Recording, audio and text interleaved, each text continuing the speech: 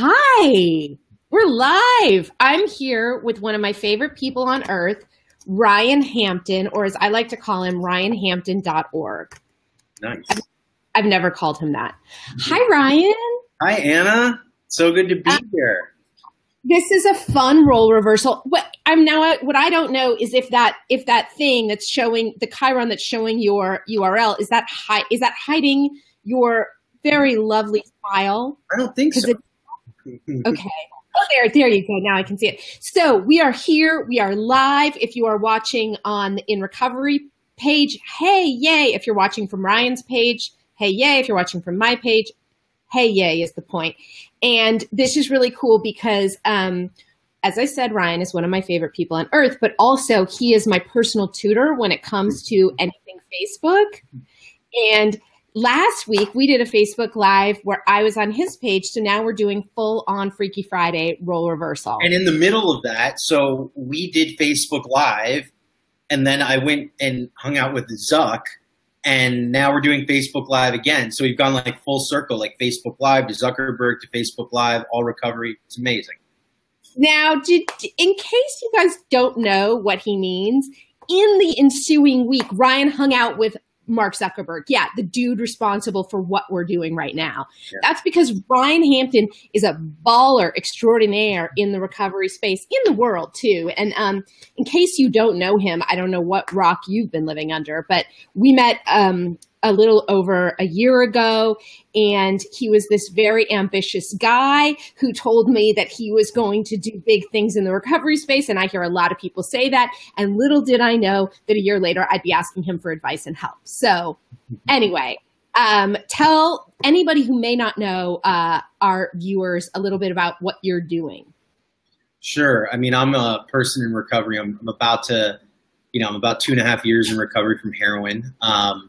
I got involved in my own recovery community, but also in the recovery movement very early on in my recovery as a result of losing some friends of mine that I went to treatment with, that I lived with at Sober Living, started writing about it a lot, started allowing, people gave me the opportunity like you to tell my story. And so I decided that as a result of that, I wanted to give other people the same epiphany that I had in telling their stories.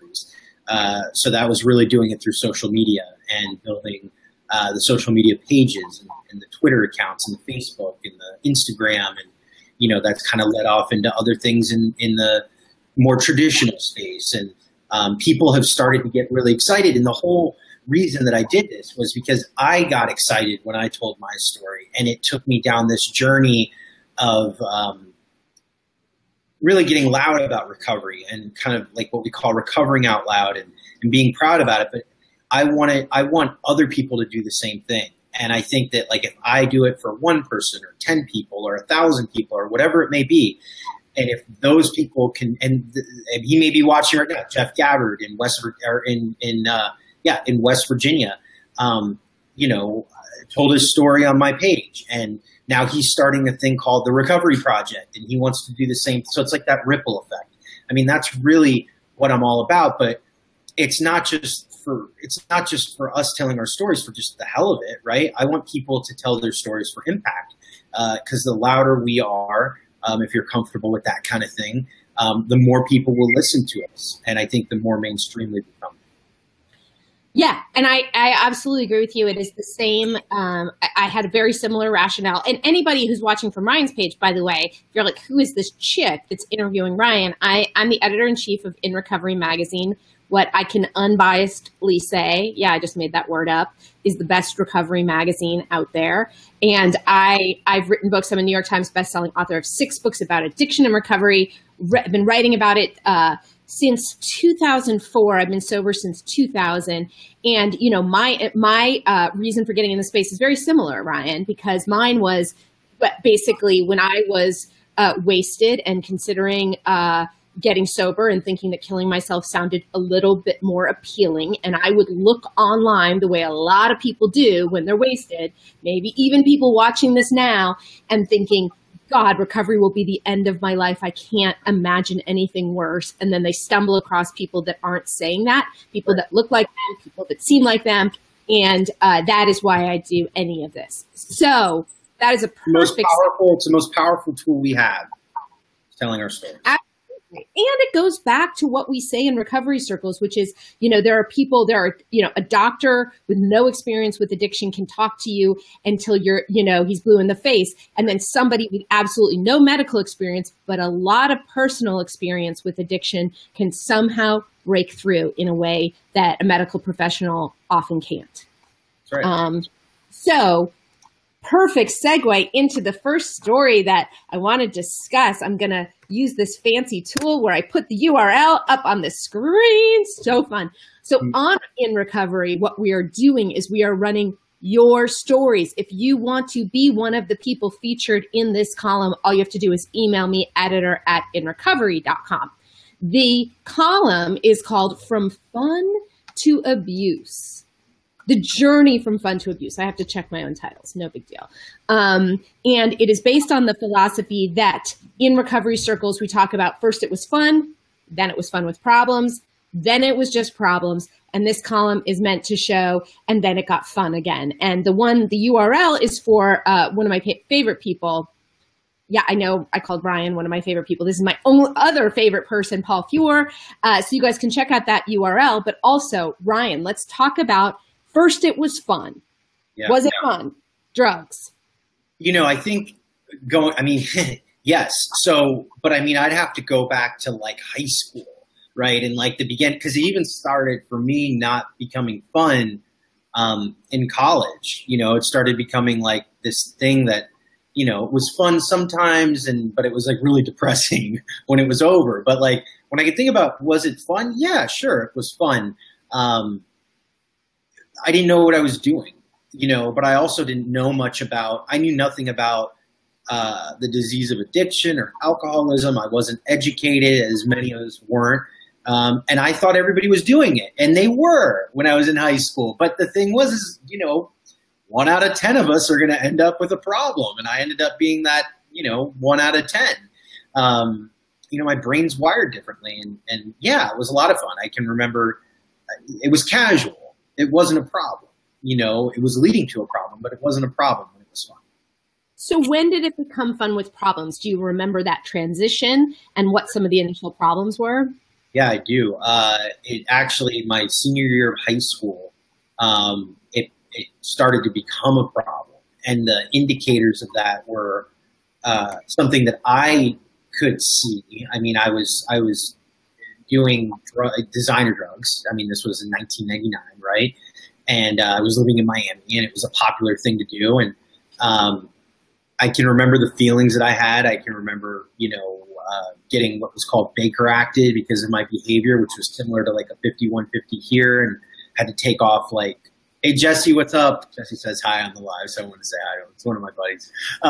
They took me to a hospital, and they put me into rehab, and I didn't even know what rehab was. I was for kids, and I was there 2 weeks, and I started getting consequences, right? And they weren't all on the outside because my family was really protective of making sure nobody knew what was going on at that time. But I personally and internally was not happy with the way things were going and the way that I was feeling. And, I started to slip at school, and it was noticeable. But again, at that time, even though all that was going on, I wasn't telling myself, "Oh man, you got a problem. You need to go to an AA meeting or anything." I didn't even know what AA or NA was. I'd never heard of it until I was 25 years old. So like, I thought this was just like the normal evolution of kind of growing up, Yeah, I completely relate. I think that you surround yourself with people like you. And so it was a great revelation to me when I got sober, and I learned that not everyone goes to a party and goes, "Where's the bar? Let's do shots and look for the Coke dealer." Like, I literally didn't know that people just walked into parties and just walked in and did whatever they did. Right. But people, I got to cut you off. People, and especially the people I hung out with, even when I was in my college years, it was like, they did do that. Like, normies did do that. Like, got people that are like, some of my dearest friends didn't have problems. They were like, oh yeah, man, like let's find the coke deal, let's find the X, let's find the pills, but like let's get hammered, let's have a great time. And they would do that with me, but yeah, that was my FaceTime. We did do that stuff. We just I think the operative words being in college. In college, right? Yeah, totally. Isn't to say that you can't absolutely, have a problem in college, but that was sort of my situation. Was the people I was using with, I started to find my friends incredibly boring. They were getting very serious. They were becoming adults, and and so I do think that's when you start to notice is those friends have gotten boring. We also start hanging out with ourselves, and like we isolate more. And I knew that when I started isolating, right? So like when I started withdrawing from the people that I used to hang out with, even partying with, and I'd be like, well, I'm just going to hang out at home and drink and whatever. And then, the other favors start coming out and I'm doing them by myself. When I look back, yeah, that's when it really all started to go downhill. But even at that time, I was like, it's a phase, this is just, everybody's doing this. Everybody's locked up in their room. For me, watching CNN and getting high, it was like, whatever. Mine was reading People Magazine and Us Weekly and then like jumping when the phone rang and like talking to people and being like, they know I'm high. They know I'm high. So let's talk about, then it became problems. And I know your problems, you suffered serious consequences. Yeah. So let's talk briefly about that. Yeah. I would say in 2004, the first time I knew I really had a problem. Now, like I had been able to, like, look, I'd done everything. I'd done all the drugs in the book. I tried them, I partied with them. It was really when I got heavy into opioids that like I knew I had a definitive problem. And I was sitting at work, and it's like one of those moments of clarity for me, even though I didn't get into recovery at that point. I'm sitting at my desk, working for a guy who's running for the U.S. Senate, and I'm sweating and I'm sick and I can't like put two and two together. And I'm like, why do I feel like this? And I go into the bathroom and I put some water on my face, and I'm like, I got to go home, but I had all this work to do. And I'm like, wait a second. I'm like, do you think this has something to do with those pills I'm taking? And it hit me. I was like, wow, you have a drug problem. Like you're like in full blown withdrawal. And like I did, with the same collegiate attitude I have about everything else, I jumped on Google. Like I educated myself, but my first knee-jerk reaction wasn't, let's go to rehab. It was, I got to get more pills because I can't sit here like this. Yeah. That was the moment I knew I had a problem.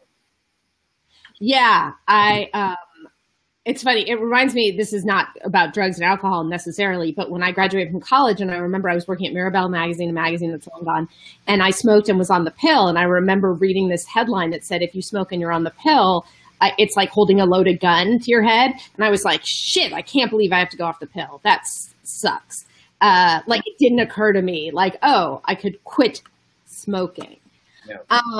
So anybody that if you want to be featured in that column, we just did a live version of Ryan's journey from fun to abuse back to fun. We didn't talk about the back to fun part, though. I just realized that. I was like, well, I feel like your life, the way you're living now, indicates that. But talk a little bit about that. I mean, I would, for anybody in early recovery watching, or that, because I talked to a lot of, I met a woman the other day, and I had to, and we have to talk about this, who had like 12 years clean. And I was like, isn't life amazing? And she looked at me and she was like, no, life has actually gotten a lot worse.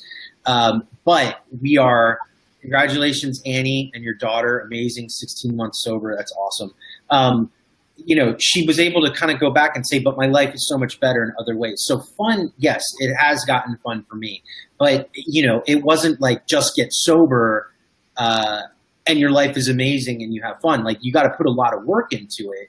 You got to like put a lot of work into yourself. And I would say being sober can be the time of your life if you let it be. It can also, if you let it be a nightmare. And I've seen both sides of that. And it's really how you decide to live your life. But is it more fun? sober than it is being loaded. For me, like, absolutely no doubt about it, hands down, best thing ever, have so much fun. But I've surrounded myself with a community of people who decide to have fun, who decide to live their life to the fullest, who decide to go after their purpose and try things out and do new things and cool things. And yeah, it can be a lot of fun, but you got to like go for it. You can't just get sober, you know, isolate yourself and sit in the living room all day, because yeah, you're going to want to blow your brains out sometimes. You know, you've got to be connected. And I think the fun really comes from the connection. Such a good point. And I want to add to that too, that sometimes you can be absolutely connected, following your bliss, all of that stuff, and you're still miserable. And, you know, it's something, because I remember, I think it was about a year and a half ago, I was going through a really rough time emotionally, and I was really honest about it. And I went on that podcast, The Bubble Hour, and they were like, let's talk about the joyousness of long-term recovery. And I was like, there's no joy right now. And I think that, you know, addicts and alcoholics have a tendency to think when they're feeling some way, that feeling is never going to end. That's why we use. You know, there are rough periods. It is, you know, sobriety does not promise you a life of everlasting bliss. But it does, what has given me is I never come out of one of those miserable periods without having learned something. And it's literally like, hold on to your seat, because it's going to end, even though it doesn't feel like it will end. Do you know what I mean? I think also our brains, right? Because it's like scientifically proven that our brains are wired differently. You know, and I think that being able to train your brain that we will get over something, or like, as cliche as this sounds, that this too shall pass. You know, when things come up, to be like, you know, because there's a lot of times by like 11, I could be having a terrible day. I mean, like the worst day ever, Anna. And like by 11 o'clock, I'm ready to like take action on my feelings. And that, for me today, that's not using, but it might be telling somebody off, or writing a really nasty email, or, you know, being resentful and like starting to pile on all this stuff on myself.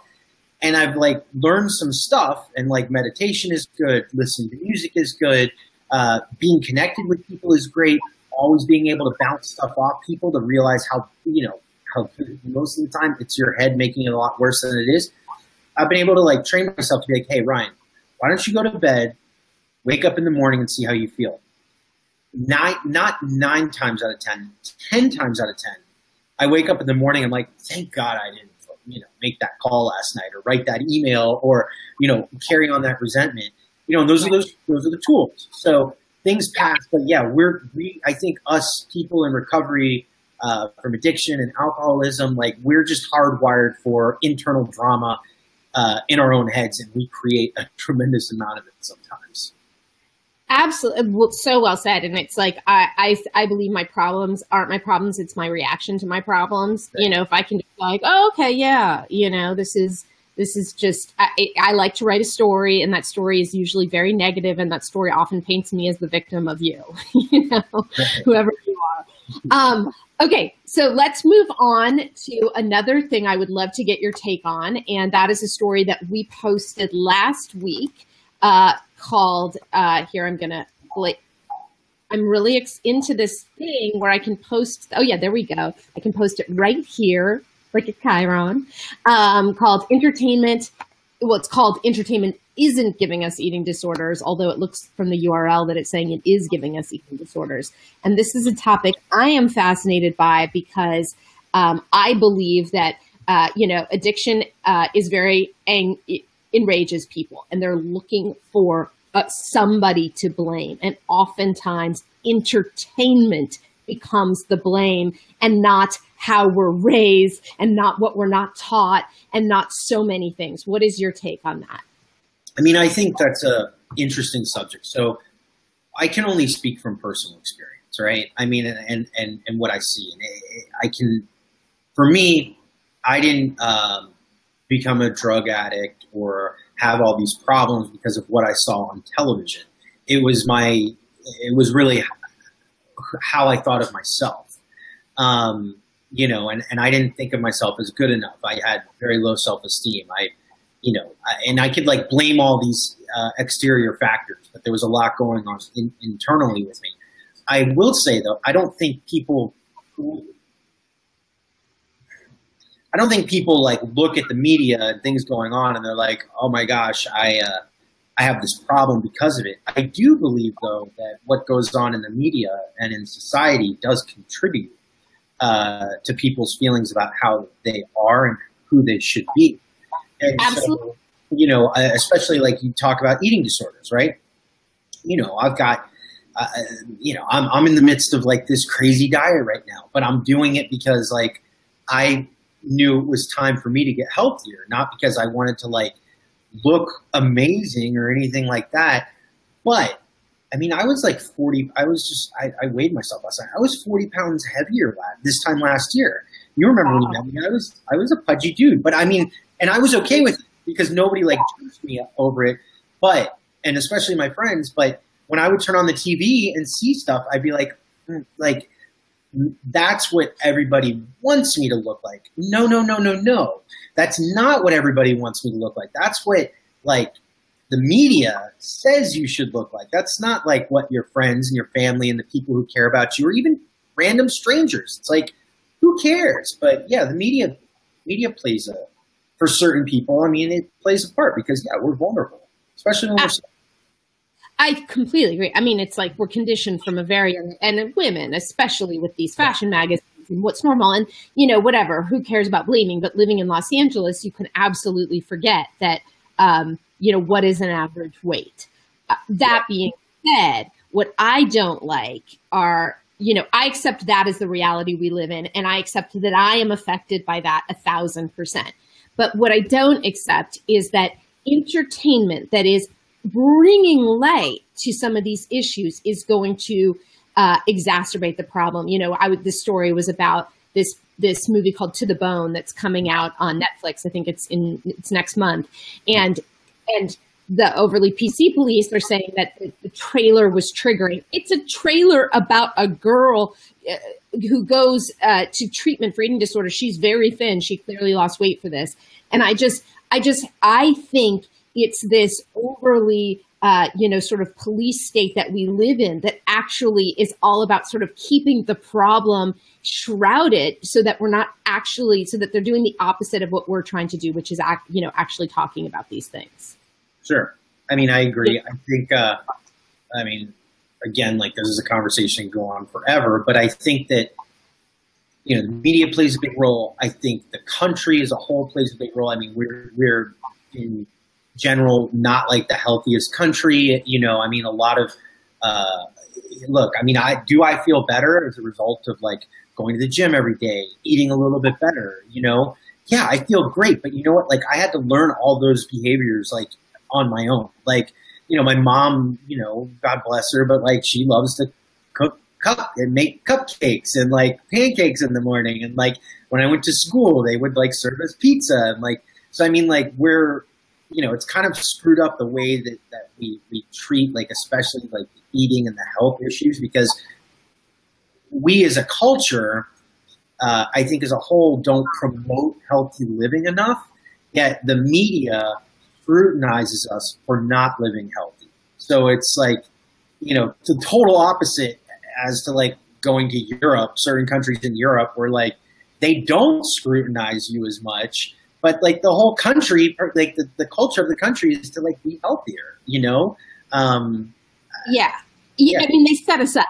They really do set us up. Yeah. It creates drama and it creates good tabloids and it creates like all this stuff. And like some people, you know, it also is like a contributing indicator to like certain mental illness and like suicide. I mean, people, you know, have taken their own lives over these types of issues. So it's like something we do need to, you know, we need to embrace, but we also need to be talking about. Yes, and the prevalence of eating disorders among people in recovery. You know, I don't know any statistics on this, but anecdotally, I know a lot of people who have issues around food and exercise and all of those things. So I would say, I mean, I have to, I mean, I know you didn't say this, but like one of the things I see with like people, especially in early recovery, is like, I mean, and again, this could be like across all issues. It's, you know, switching one addiction to the other. I mean, it's like, yeah, you're healthier because you're not drinking or doing drugs, but you've transferred that addiction over to eating or over to sex. And it's like, we don't talk about that in certain recovery programs. We do talk about it, but we don't really call it out, right? And I've heard people be like, well, as long as you're keeping a needle out of your arm, or as long as you're doing... No, I don't think that's true, because I think true recovery is being your best self. And being your best self does not mean that you're just substituting one addiction for the other. There's a healthy level, I think, of everything, right? There's a healthy level, but like we, because of who we are, just take all of our feelings and throw it into some other action, which can have very unhealthy consequences, sometimes just as bad.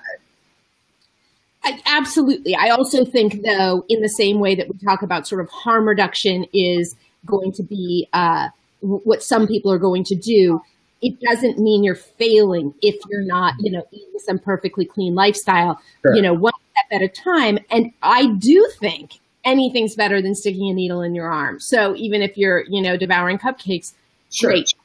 There is the ideal, and then there is the reality for, a lot of people. Sure. And I think it's also, I mean, you're absolutely right. I think also it's a, look, I got my first 8 months of recovery, I got through because I devoured cupcakes. I gained 50 pounds, 60 pounds in my first year because I ate a lot. But I kept, doing my recovery program. I started doing things. I plugged into people, and I got to a point where I was like, hey, you need to put the cupcakes down, or you need to go to the gym. And it all does not happen overnight, nor can we expect it to. But if you are working recovery, eventually your lifestyle, you do want to, whether it's in your relationships or your sex life or eating or whatever it may be, you yearn for a more healthy lifestyle. And, and you start taking actions and as a result of doing work on yourself. And that's, it's so liberating too, because it's I can actually do this, and the feeling that I was hey, Ryan, you were able to stop using heroin. You're 2.5 years deep from heroin. Yeah, you could lose 50 pounds. You can put down the cupcake. I quit smoking. Who would have thought? I've been smoking for 20 years. I smoke a vape now, harm reduction. But I'm my first year of recovery, I was no, I'm gonna die with a cigarette in my mouth. But I also 2.5 years in was hey, you know what? I want to live. You know what I mean? I want to live longer. I want to have a healthy life. So it's this epiphany that I think you have on your own, and when the timing is right, it's right. But you've got to have a lot of the work done on yourself, I think, to really be successful at it. Yeah. And I remember, because I smoked 2.5 packs of cigarettes a day at the height of my smoking. That's disgusting. And it's disgusting. You have to, it's like a full-time job. If you were going to smoke that much, you have to be focused on it all day. Congratulations, Madison. Madison's got 16 months today. Congratulations, Madison. Congratulations. Oh, I love these comments. Yeah. And I remember I met this woman when I was 9 months sober, and she said, getting sober and continuing to smoke is like switching seats in the Titanic. What are you doing? And, I actually quit the next day. It's a whole crazy story. Oh, it's the story I'm telling at our next storytelling show, which I should mention is a while from now, July 28th. And if anybody wants to see it, Ryan Facebook Live, our last one in May. And I was so happy because a lot of people got to see it that way. But it's a storytelling show in Los Angeles every other month where we tell hilarious stories about addiction and recovery. And we are doing it live on my page again this time? Yes. Okay, great. We are going to be live July 28th. Mark your calendars. Okay, there is one more story that I want to get into, and it actually is interesting. You and I kind of got into it when I did yours last week. And this is a reader-generated story about the language around using the word addict. Ooh. By the way, when I say reader-generated story, what I mean is that we post content that is not written necessarily by our writers. If you are interested in running something on our website, you can just send it to me, editor at InRecovery.com. And some of these stories are getting a lot of traffic, and this is one of them. So the age-old debate. is using the word addict pejorative. The way I feel about it is that it is not, that we destigmatize by actually using the word and by following, say, what the AP just recommended, which is that journalists use the phrase person with addiction rather than the word addict, that actually keeps the word shrouded in shame. Ryan, what do you say? So I can't believe we're going to rehash this, but that's okay. My feelings are, I think that the word is appropriate amongst our community. I believe that, yes, there is a lot of stigma and shame attached to it. Do I identify as a heroin addict? Yes, you hear me say that all the time, especially amongst my recovery community and in the program of recovery and family and people who know me best. My debate, my advocacy around this is not to change, the language amongst our community. It's that in a crisis where we're seeing 350 people die a day from alcoholism and addiction, overdoses are, more than car crashes. It's the leading cause of death for people under the age of 50. Opioids alone are taking 91 people a day. And, many of them, my friends that I've seen, a dozen or so just in the last year. Do I want to see a day where like that word, the shame and stigma attached to that word is erased? Yes. But the data, right? And there's plenty of studies out there, university studies, some of the studies that have been independently done by some nonprofits on a mass population level is showing in tremendous numbers that when people hear the word addict, and this should be no surprise to you or anybody else, they have serious negative consequences to it, negative connotations attached to it. They think homeless person, they think criminal, they think they're stealing their mother's jewelry, they think they're not worthy of a second chance. I mean, the data is just astounding when you really dig into it. So when you're able to identify with people on a mass population level, I'm talking about outside of the recovery community, outside of people who have addictions, and you can identify with them as people who have suffered a health problem or an addiction, the time it takes for your average Joe, which happen to be members of Congress, happens to be the president, happens to be, philanthropic leaders who could be throwing a lot of money at helping get people into treatment. When you take that word and you change the language just a little bit, when talking to them, they respond, and they respond at a much quicker rate. So my feelings on that are really out of expediency. I do not want to see the amount of people dying, especially my friends that are dying every single day. I think that if we can change the language to get to solutions, I'm fine.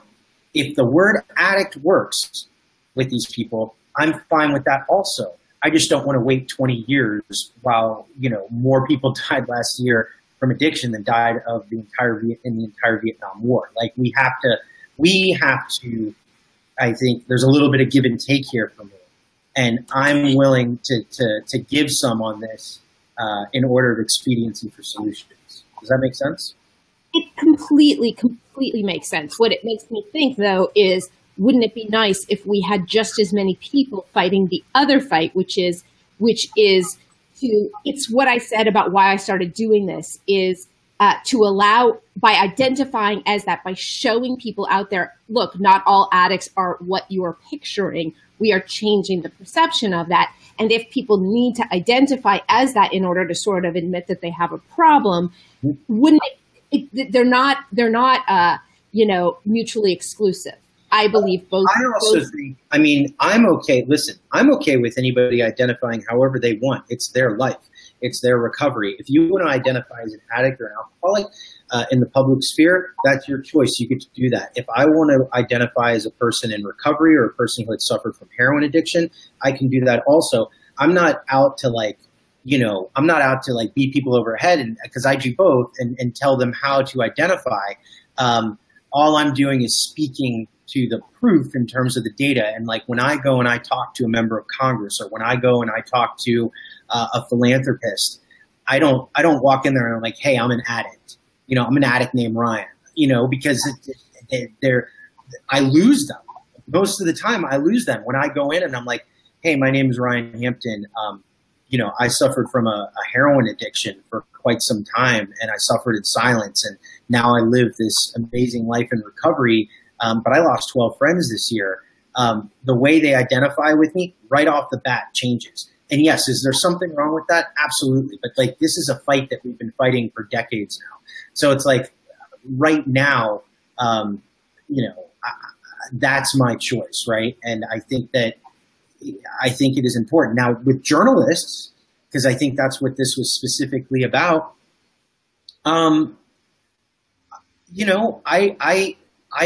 No, I don't want a journalist calling me an addict, because I have personal feelings on this too. I may identify as that, but like, if you don't know me and, you're writing about me, or you're writing about, I think I had like a shit fit on you when you called me an addict in the podcast. And I was like, what are you doing, Anna? Junkie. Junkie. That's even way worse. That's like so much way worse for me, because I know, and I heard you, and I changed it, and I respect that, but I think about, when I used to go on Fox News a lot. I remember I went on when Hannity and Combs was Hannity and Combs. I went on and I talked about Party Girl, my first book, and I remember Sean Hannity turning to me, whatever you think of him, and going, "You're an addict? Like, what do you mean?" It had never crossed his mind that, somebody coming on to promote a book would identify that way. And I felt good. And then he's like, we're going to do a segment next week on just that. And I felt good about that. But I absolutely. Let me ask you a question. Like, at what point, because like this I think deserves a deeper dive at some point. But when somebody calls me, addict, not as much, but like when you use the word junkie, right? When somebody calls me a junkie, to me, and this is just to me, if it's not you or a friend and they're doing it in like the public domain, I almost am as offended as if, someone were to like call me the F word or the N word or something like that, because like at what point, like what is the word that is the equivalent to that in our space? And we don't know, because we use it so much. We haven't gone out there and been like, no, it is not okay for you to call me a junkie. You know what I mean? Because I'm not a junkie. I may have been one according to society, but like I am not, like I don't live a junkie lifestyle today. Yeah, I've worked very hard to not live like that, so don't call me that. Yeah, I mean, I hear you. What I obsess about all day is words. That is all I really focus on. So, and what words mean to different people in different contexts. And it was actually really educational for me when you said, hey, by the way, and if you were pissed, you hit it very well. Can you not call me that? Did you just change the title? And I was like, oh, that's a really good point. It literally had not occurred to me, and I'm obsessed with work. Well, it's like one more thing, because I want to say it's like with like HuffPo, because you write a lot, right? So I'll write this, like the media. I mean, we have to go beyond the language. We've got to go with the imagery too, right? So like I think the next step is the imagery. I write this amazing article, and that's where these words come into play. I write this amazing article, like my first piece for Huffington Post a year ago, and it's all about recovery, and it's all about like impact and these great and what's going on in my community. And they publish it, and they changed it, but they publish it with a picture of a guy who's leaning over in his chair with a needle in his arm. I'm like, what are you doing? Like, what are you doing? You know what I mean? They immediately hear the word addict or hear the word addiction or something like that, and they think, oh, okay, well, we're going to attach this picture of like a guy nodding out with a needle in his arm. No, like that's not what you should be doing. But I think that is also, sort of catering to the sensationalist sort of attitude of all that's inherent in media. Mm-hmm. But yeah, no, that's a good point. We got to wrap up. This has been so fun. Couldn't we just talk all day, Ryan? We kind of do, but it's on text. Did you know text every day? Like it's really like, okay, I'm putting the URL for InRecovery app. Like it's a weird day if we don't text. I don't even know when that started, but I love it. Ryan, thank you so much for doing this. Anybody listening, watching, Jesse, and who else? Madison, Vicky, Sarah, Beck. Deborah, thank you so much. Noel, oh my God, there's just so many wonderful people. If you can like the In Recovery page, I would be endlessly grateful. I'm sure you already like Ryan's page, but if you don't, please go do that. And please tune in. I'm going to be doing this every Tuesday at 2 o'clock Pacific Standard Time. You may notice that today is Monday and not Tuesday, and that is because tomorrow is the 4th. Happy 4th, y'all. Please be safe. And Ryan, I'll text you as soon as we're done. Okay. Bye. Bye. Thank you. Thank you.